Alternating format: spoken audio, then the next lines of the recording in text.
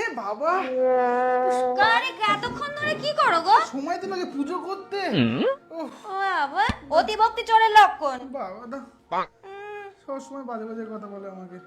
ঠিক আছে ঠিক আছে। নাও খেয়ে নাও আগে। একটু ঘি দিয়ে খাও। এ বাবা, ঘি ভাত আর কিছু নেই?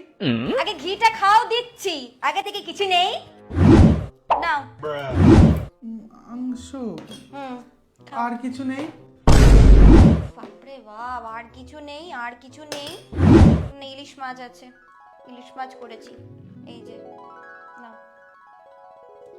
এবার খেয়ে নাও, ঠিক আছে? বলছি হ্যাঁ। আর কিছু নেই? হ্যাঁ, সারাদিন আমি রান্নাঘরে বসে থাকি তোমার জন্য। প্রতিদিন প্রতিনিয়ত আমি রান্না করে যাব। কেন, তোমার কি রোজ জন্মদিন যে তোমাকে পঞ্চপদ এরকম করে সাজিয়ে তোমাকে রান্না করিয়ে খাওয়াতে হবে?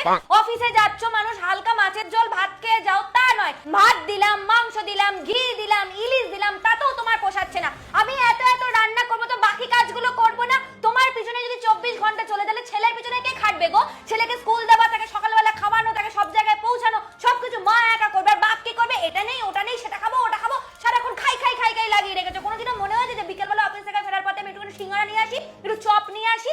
কোনোদিন তো না। সব বউ করবে, বউ খাটবে। যদি মনে করি বিকেলবেলা কিছু খাবো, নিজেকে নিজে চাউ বানিয়ে খাওয়াতে হয়। কেন, তুমি কোনোদিন একটা পেরেছো চিকেন চাউমিন কিনে আনতে? ভুল হয়ে গেছে। বেশি একবারে। বলছি শোনো না, কি? এখানে আসো। কি বলো? বলছি কি রাগ করনি তো? না, রাগ করিনি, বলো। বলছি আর কিছু নেই?